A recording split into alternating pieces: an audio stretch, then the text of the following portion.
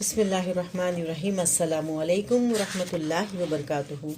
نحمد و نصلی علی رسولہ الکریم، اما بعد، فاعوذ باللہ من الشیطان الرجیم۔ بسم اللہ الرحمن الرحیم۔ ربی زدنی علما، رب اشرح لی صدری ویسر لی امری واحلل عقدۃ من لسانی یفقہوا قولی۔ جہنم کا بیان۔ آج کا ہمارا باب ہے النار والسلف، جہنم اور اسلاف۔ حضرت عمرو بن عبدالعزیز جہنم میں توق اور زنجیروں کے ذکر والی آیات بار بار پڑھ کر ساری رات روتے رہے۔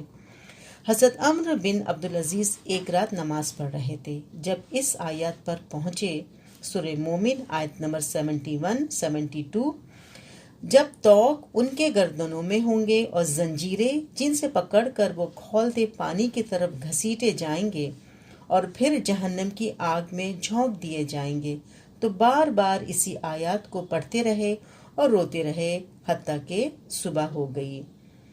پھر ہے حضرت ربیع بن خیثم تنور کی آگ دیکھ کر بے ہوش ہو گئے۔ حضرت ابو وائل سے روایت ہے کہ ہم عبداللہ بن مسعود کے ساتھ باہر نکلے، ہمارے ساتھ ربیع بن خیثم بھی تھے۔ حضرت عبداللہ بن مسعود دریائے فرات کے کنارے ایک تنور کے پاس سے گزرے، جب اس کے اندر دہکتی اور بھڑکتی ہوئی آگ دیکھی تو یہ آیت تلاوت فرمائی، سورہ فرقان آیت نمبر 12۔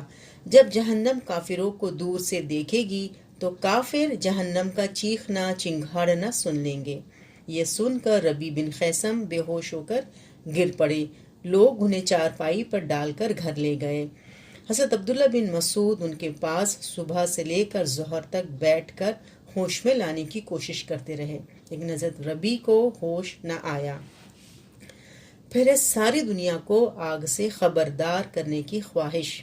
حضرت مالک بن دینار فرماتے ہیں، اگر میرے بس میں ہوتا کہ میں نیند نہ کروں تو میں کبھی نہ سوتا، اس ڈر سے کہ سونے میں کہیں مجھ پر اللہ کا عذاب نازل نہ ہو جائے، اور اگر میرے پاس مددگار ہوتے تو میں انہیں ساری دنیا میں منادی کرنے کے لیے بھیج دیتا، جو کہتے، لوگوں آگ سے خبردار ہو جاؤ، لوگوں آگ سے خبردار ہو جاؤ۔ اسے ابو نعیم نے حلیہ میں بیان کیا ہے۔ پھر حضرت سفیان ثوری آخرت کے ذکر پر اس قدر خوف زدہ ہوتے کہ خون کا پیشاب آنے لگتا۔ حضرت موسیٰ بن مسعود فرماتے ہیں کہ جب ہم سفیان ثوری کی مجلس میں بیٹھتے تو ان کی خوف اور گھبراہٹ کی حالت میں دیکھ کر ہمیں یوں لگتا جیسے آگ نے ہمیں گھیر رکھا ہے۔ جب آخرت کا ذکر ہوتا تو سفیان ثوری کو خون کا پیشاب آنے لگتا۔ پھر موت، قبر، قیامت اور پل صراط کا خوف۔ حضرت عطاء السلیمی سے رنجیدہ غم زدہ رہنے کی وجہ پوچھی تو فرمانے لگے، تو ہلاک ہو، کیا تجھے نہیں معلوم موت میری گردن میں ہے، قبر میرا گھر ہے، قیامت کے روز مجھے اللہ کی عدالت میں کھڑے ہونا ہے اور جہنم کی پل صراط سے مجھے گزرنا ہے، اور میں نہیں جانتا میرے ساتھ کیا ہونے والا ہے۔ پھر جہنم یاد آنے پر حضرت ابو میسرہ کی خواہش، کاش مجھے میری ماں نہ جنتی۔ حضرت ابو میسرہ جب اپنے بستر پر جاتے تو کہتے، اے کاش میری ماں مجھے نہ جنتی، اور رونے لگتے۔ ان سے کہا گیا، اے ابو میسرہ کیوں روتے ہو؟ حضرت ابو میسرہ فرماتے، ہمیں یہ تو معلوم ہے کہ ہم نے جہنم کے اوپر سے گزرنا ہے، لیکن یہ علم نہیں ہے کہ نجات ہوگی یا نہیں۔ پھر ہے جہنم کی یاد نے عمر بھر کے لیے ہنسی ختم کر دی۔ حضرت حسن بصری کہتے ہیں کہ ایک نیک آدمی نے اپنے بھائی سے دریافت کیا، کیا تجھے معلوم ہے کہ تیرا گزر جہنم کے اوپر سے ہونے والا ہے؟ اس نے کہا، ہاں۔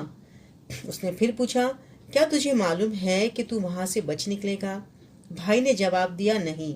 تب اس نیک آدمی نے کہا، پھر یہ ہنسی کیسی؟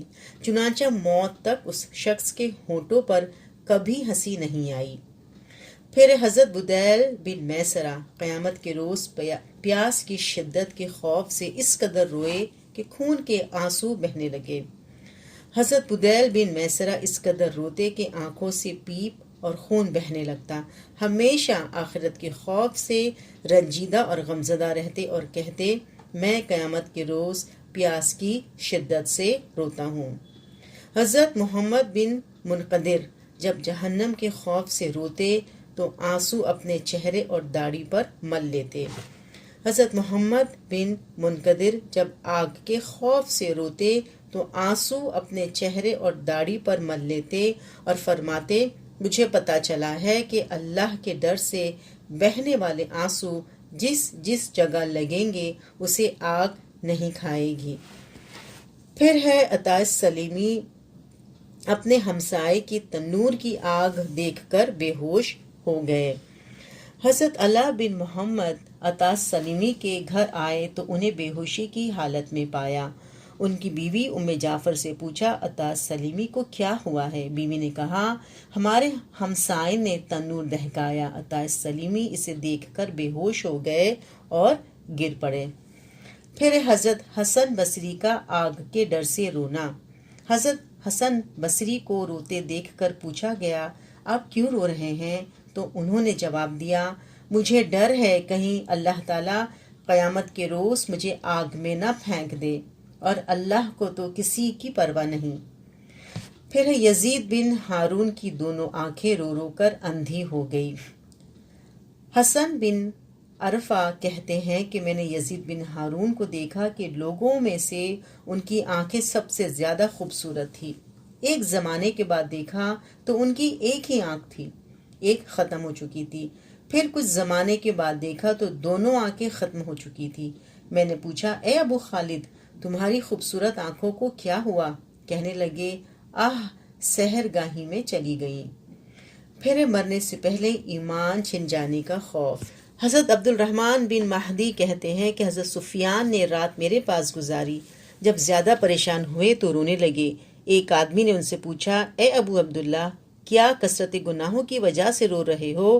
حضرت سفیان نے زمین سے ایک تنکا اٹھایا اور فرمانے لگے، واللہ گناہوں کا معاملہ میرے نزدیک اس تنکے سے بھی زیادہ ہلکا ہے۔ مجھے تو ڈر یہ ہے کہ کہیں موت سے پہلے میرا ایمان نہ چھن جائے۔ پھر حضرت عمر بن عبدالعزیز نے نماز عشاء کے بعد اللہ کے خوف سے رونے لگے، حتیٰ کہ نیند غالب آ جاتی۔ حضرت فاطمہ بنت عبد الملک بن مروان جو کہ حضرت عمر بن عبدالعزیز کی بیوی تھی، فرماتی ہے، لوگوں میں حضرت عمر سے نماز روزہ زیادہ کرنے والے تو بہت تھے، لیکن اپنے رب کے ڈر سے رونے والا میں نے حضرت عمر سے زیادہ کسی کو نہیں دیکھا۔